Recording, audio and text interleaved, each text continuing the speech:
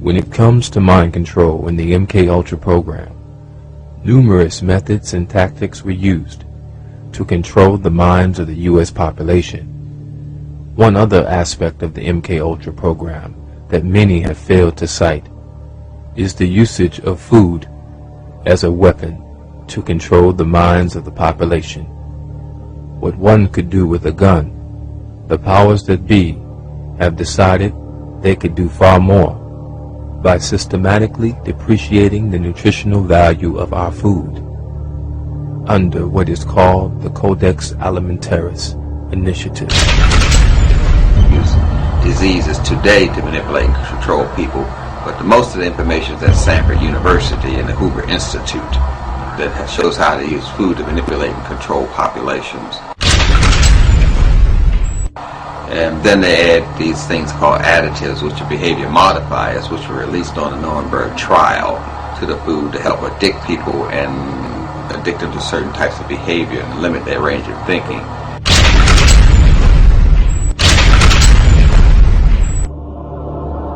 And that gets into the politics of the food industry and what it's designed to do.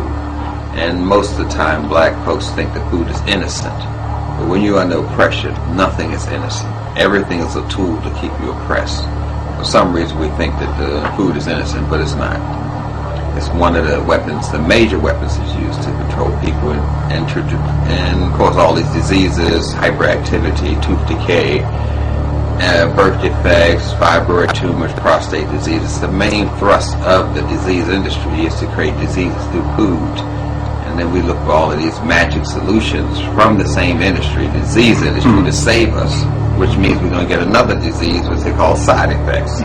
So we end up going to the same person who killed us to save us. And it's put out dozens of public documents where they're calling for an 80% world population reduction.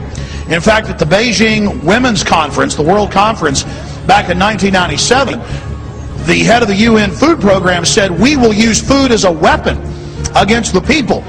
Let me assure you that absolutely nothing that I'm going to tell you is exaggerated, is interpolated, or is imagined. Everything I'm going to tell you is documented.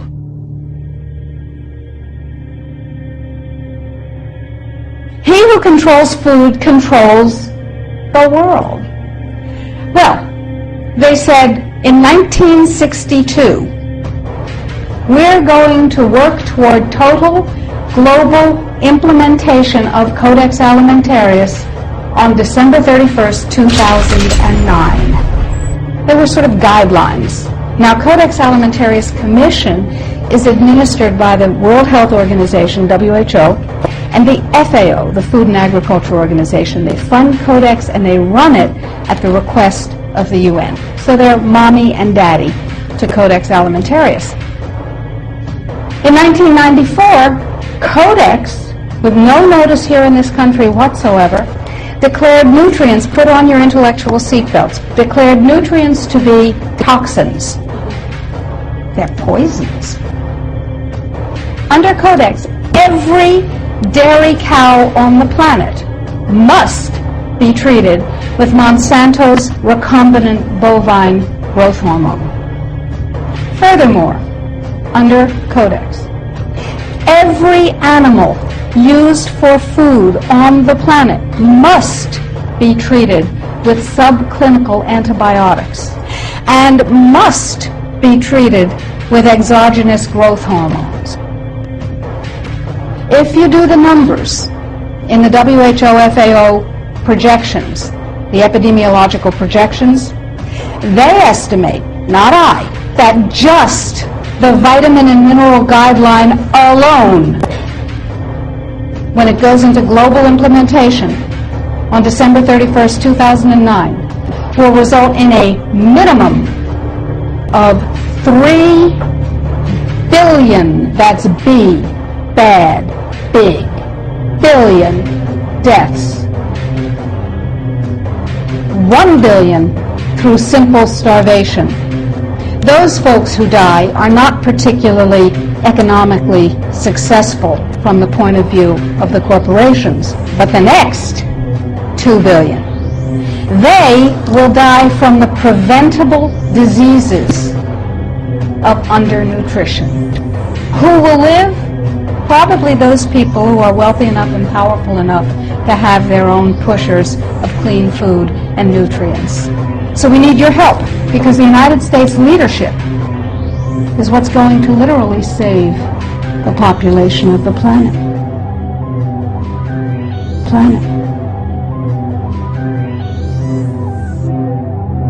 This is the first time in human history where we have two generations of people who've never had real food, who've never tasted real food. They've been socially conditioned by the food and beverage industry to the point that their taste buds have been hijacked.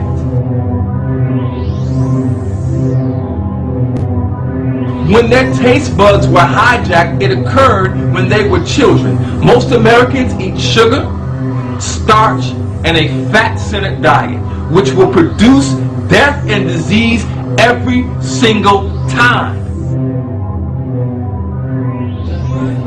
It's like that one in St. Louis called Monsanto. Probably the most satanic corporation on earth. How you gonna make a genetic food, something that has to be made in a laboratory, and then give it to humans to eat? And then the seeds, there are no seeds. Seedless grapes, seedless watermelon, seedless oranges, seedless cucumbers. This is not from God, this is from man. It becomes a very serious obstacle to get around, because I have to treat a patient's taste buds before I treat the real disease.